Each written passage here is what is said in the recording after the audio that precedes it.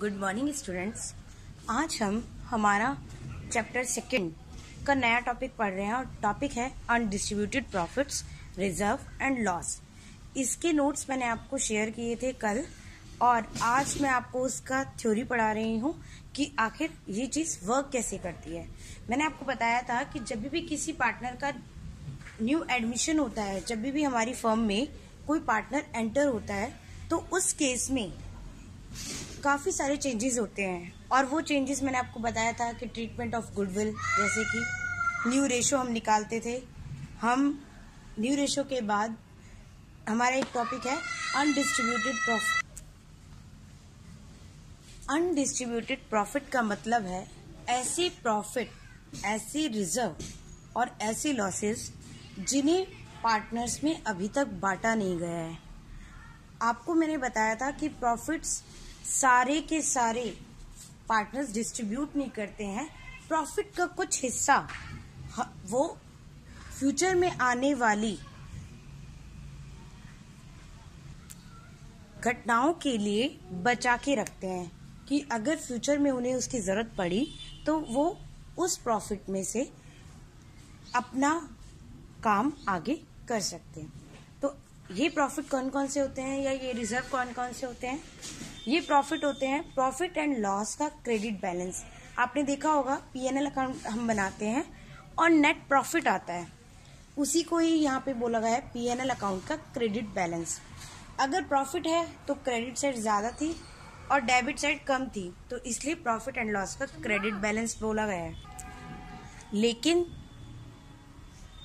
कुछ दिखाया गया है कि जनरल रिजर्व में हम कुछ प्रॉफिट अपना जनरल रिजर्व के रूप में रखते हैं कि अगर हमें फ्यूचर में ज़रूरत पड़ी तो इस रिजर्व का यूज़ हम कर सकते हैं। अब आती है यहाँ बात workman compensation reserve. Yes, workman compensation reserve workmen's के लिए बनाया जाता है। मतलब फ्यूचर में अगर कोई भी मजदूर, वर्कमैन क्या होते हैं? हमारी कंपनी के मजदूर, उनको अगर कोई हानि पहुंचती है या उन्हें किसी तरह का कोई लॉस होता है तो उसकी पूर्ति हम उस वर्कमैन कंपनसेशन रिजर्व से करते हैं। लेकिन अगर ऐसी घटना नहीं हुई तो वो रिजर्व हमारे पास सेफ बच जाता है और उस रिजर्व के अमाउंट को हम ओल्ड पार्टनर्स में बांट देते हैं। नेक्स्ट है investment fluctuation reserve. Yes, investment fluctuation reserve वो रिजर्व होते हैं जब हम कोई भी इन्वेस्टमेंट करते हैं तो फ्यूचर में उन इन्वेस्टमेंट्स की अगर वो फ्यूचर में बढ़ते हैं तो ठीक है, कोई प्रॉब्लम नहीं है, हमें प्रॉफिट है। लेकिन अगर वो इन्वेस्टमेंट फ्यूचर में घटते हैं तो इस घटने और बढ़ने के लिए हम फ्लक्चुएशन रिजर्व बनाते हैं। नीचे लिखा है मैंने कि ये आपके 4 रिजर्व हो सकते हैं, प्रॉफिट्स हो सकते हैं और ये हमेशा जब नया पार्टनर आएगा तो इन्हीं ओल्ड रेशो में और ओल्ड पार्टनर्स को बांटा जाएगा। एंड दे एंटर टू सी, वो सी को एंटर कर रहे हैं। यहाँ लिखा हुआ नहीं है लेकिन केस हमारा यही है कि जब कोई नया पार्टनर आता है तभी हमें अनडिस्ट्रीब्यूटेड प्रॉफिट को डिस्ट्रीब्यूट करना होता है। अब देखिए, इसके लिए हमें बैलेंस शीट दी हुई है। पुराने साल की बैलेंस शीट हमें दी हुई है इस साल की 31 मार्च 2018 तक की कि ए और बी की कैपिटल 40,000 30,000 है और पीएनएल का क्रेडिट बैलेंस 10,000। ये क्या है? हमारा अनडिस्ट्रीब्यूटेड प्रॉफिट।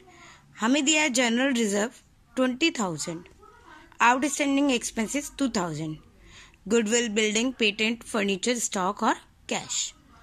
बात आती है कि हमें एंट्री करनी है जर्नल एंट्रीज की। जर्नल एंट्रीज की एंट्री करने के लिए हम किसकी जर्नल एंट्री करना चाहते हैं? अभी हमारा टॉपिक क्या है? Undistributed profit. और यहाँ पे मुझे अनडिस्ट्रीब्यूटेड प्रॉफिट के लिए सिर्फ 2 चीजें दिखाई दे रही हैं। पहला दिखाई दे रही है पीएनएल जो कि क्रेडिट बैलेंस है, और अगर डेबिट बैलेंस होता तो ये एसेट साइड दिखाया जाता। जनरल रिजर्व हमें दिया गया है वो 20,000 है। मैंने आपको बताया था हमेशा जब हम अनडिस्ट्रीब्यूटेड प्रॉफिट को बांटते हैं तो ऑलवेज पुराने पार्टनर में और उनके पुराने शेयर्स में बांटते हैं, क्योंकि नया पार्टनर जो आता है वो पुराने लाभों में हिस्सा नहीं लेता। पुराने लाभों में हिस्सा सिर्फ और सिर्फ पुराने पार्टनर्स को मिलता है। इसलिए आपको मैंने एंट्री बताई थी। एंट्री देखिए, P&L account debit to A's capital to B's capital, क्योंकि हमारा प्रॉफिट है उसे हमने अब खत्म करना है। क्रेडिट बैलेंस था तो पहले क्रेडिट साइड था, अब डेबिट कर दिया, खत्म कर दिया और दे किसे डिस्ट्रीब्यूट किसे कर दिया, एज कैपिटल और बीज कैपिटल को। 10,000 को 6 और 4 में डिवाइड किया हुआ है। और डिवाइड देखिए यहाँ पे किया है मैंने ओल्ड पार्टनर्स को। ए और बी पार्टनर्स हैं, ओल्ड रेशो उनका 3:2 है और प्रॉफिट एंड लॉस 10,000 का अकाउंट बैलेंस कितना दिया हुआ है हमें, 10,000। एज की कैपिटल में हम कितना डालेंगे, शेयर करने का हमारा क्या है 10,000 हमारा प्रॉफिट और रेशो क्या है 3:2, तो 3 ए का शेयर है और टोटल रेशो है 5, तो क्या आएगा 6,000। ऐसे ही बी का है बीस कैपिटल और 10,000 और 2/5 4,000। तो ये डिस्ट्रीब्यूशन किसका हुआ, P&L अकाउंट का, जो अमाउंट हमने पहले ही वहां पे दिखाया हुआ है। नेक्स्ट एंट्री है क्योंकि जनरल रिजर्व, देखिए जनरल रिजर्व को हमें डिस्ट्रीब्यूट करना है।